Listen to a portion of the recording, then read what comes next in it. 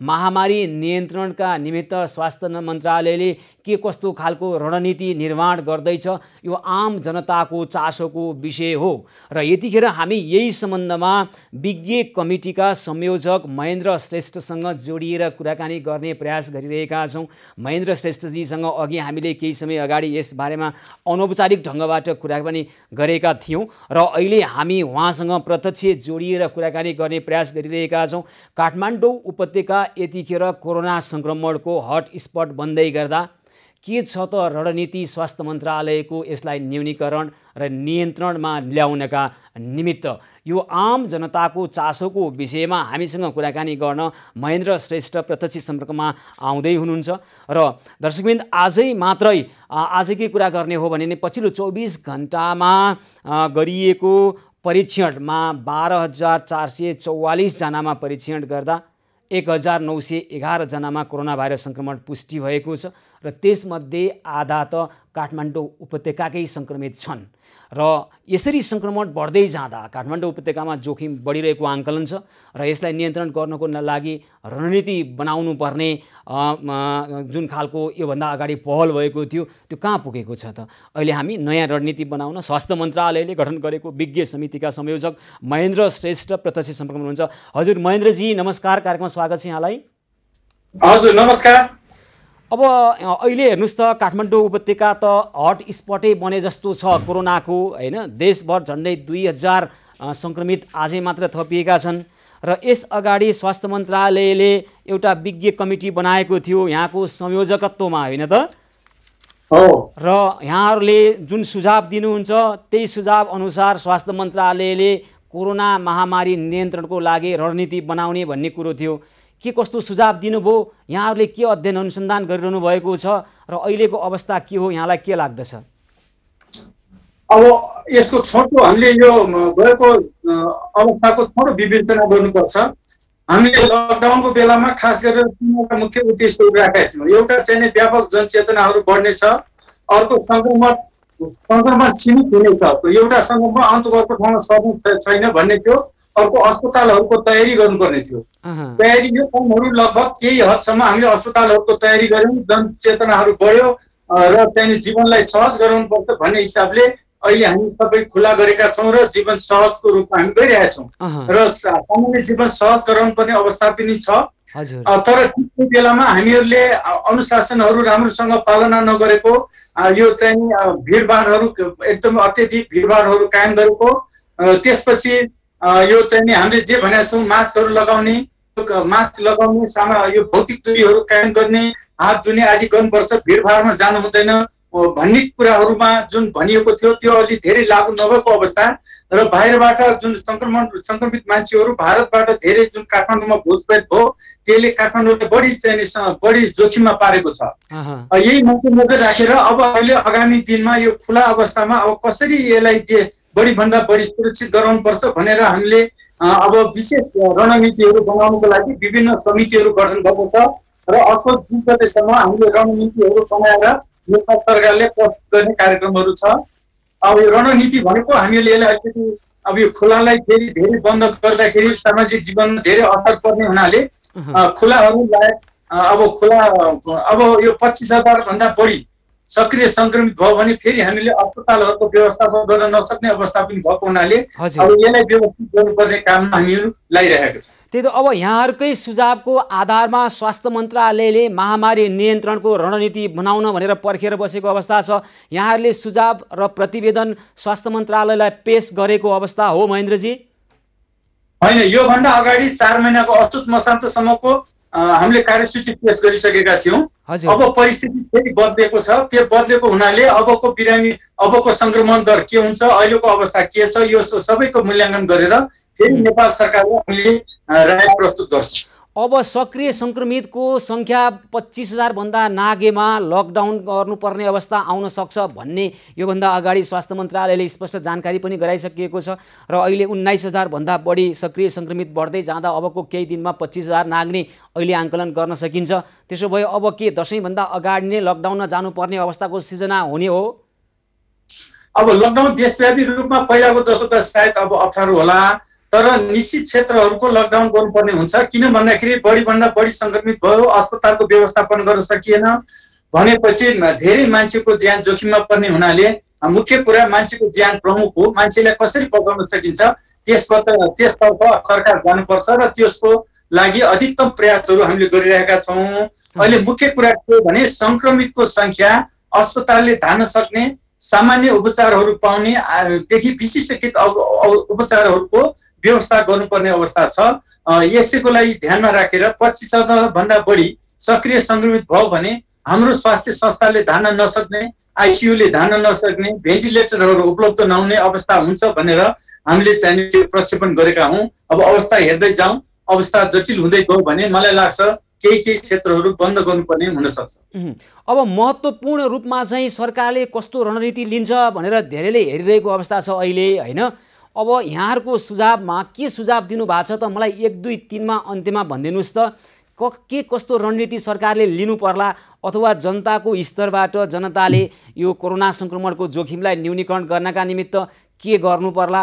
अब अहिले बदलिएको परिस्थिति भन्नुभएको छ, सङ्क्रमितहरूको सङ्ख्या झन्डै 2000 को रफ्तारमा अगाडि बढेको छ। परीक्षण दर 12-15 हजार भन्दा हामीले गरिरहेका छैनौँ परीक्षण सङ्ख्या, होइन? परीक्षण नगरेका ठाउँमा पनि फैलिरहेको होला कोरोना सङ्क्रमण। त्यस हिसाबले यहाँहरूको सुझावको आधारमा जनताले गर्नुपर्ने के, सरकारले के गर्दैछ? तपाईँ हामी अहिले जनता सरकार यो ऊ भन्ने बेला छैनौँ। तपाईँ हामी सबै एउटै ढुङ्गामा छौँ। त्यसकारण सबै मिलेर यो समस्या समाधान गर्नका निमित्त लाग्नुपर्छ। कोरोना सङ्क्रमणको जोखिम न्यूनीकरण गर्नका निमित्त यहाँले दिनुभएको सुझावको आधारमा जनताले गर्नुपर्ने कुरा, सरकारले के गर्दैछ, यसको बारेमा जानकारी गराइदिनुहोस् त महेन्द्रजी। एकदम धन्यवाद। मुख्य कुरा के हो भने जनता सचेत हुनुपर्ने छ। हामी जीवन सहज गरेका छौँ, यसमा मुख्य कुरा जनता हामी सबै सचेत हुनुपर्छ। मुख्य कुरा के हो भने अत्यावश्यक कामभन्दा बाहिर हामी निस्किँदै नजिस्यौँ। यो महामारी हो, यो शताब्दीमा 100 वर्षमा आएको ठुलो महामारी हो। यो महामारीको अवस्थामा छौँ, यसलाई सामान्य रूपमा लिनु हुँदैन। अत्यावश्यक काम बाहेक अरू अवस्थामा हामी बाहिर नजाउँ, महत्त्वपूर्ण कुरा यो। दोस्रो कुरो, हाम्रो बुवा आमा दिदीहरू जो अलिकति विभिन्न रोगहरू छ, डायबिटिज छ, मुटुका रोगहरू छ, दमका रोगीहरू छ, उहाँहरूलाई बाहिर निस्किन नदिउँ। हाम्रो आशीर्वाद, हाम्रो बुवा आमा, हजुरबा हजुरआमा उहाँहरूले बाहिर निस्किन नदिउँ। बाहिर जाने मान्छेलाई पनि उहाँहरूले घरमा जाँदाखेरि उहाँहरूबाट अलिक टाढै बस्ने, उहाँहरूलाई सङ्क्रमण नसरोस् भन्ने हिसाबले 24 घण्टा मास्क लगाएर मात्रै कुराकानीहरू गर्ने र हाम्रो यो दूरी कायम गर्नुपर्छ। यो गर्नाले हाम्रो बुवा आमा, हजुरबा हजुरआमाले बचाउन सक्छौँ। दोस्रो कुरा, तेस्रो कुरा हामीले के गर्नु छ, यो भिडभाड गर्नु भएन। क्राउड, कुनै पनि भिडभाडमा हामी जानु भएन। कुनै पनि भिडभाडमा हामीले सामाजिक यो मान्यता, हामीले जुन यो सुरक्षाका, स्वास्थ्य सुरक्षाका कुराहरू भनेका छौँ त्यो पालना हुन सक्दैन। त्यसकारण भिडभाडमा एकदम जाँदै नजाउँ। तेस्रो कुरो, हामी चाहिँ अलिकति भेन्टिलेसन भएको ठाउँहरू, कन्जेस्टेड ठाउँहरूमा नबसौँ।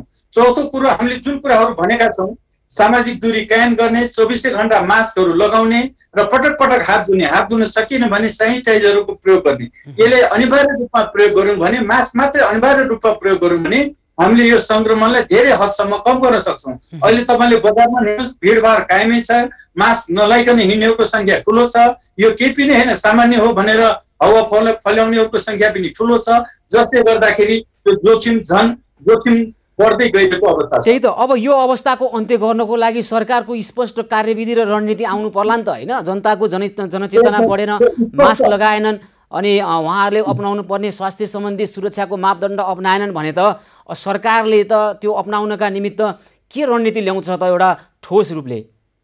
होइन, ठोस रूपले अब गर्नुपर्ने काम यिनै हो।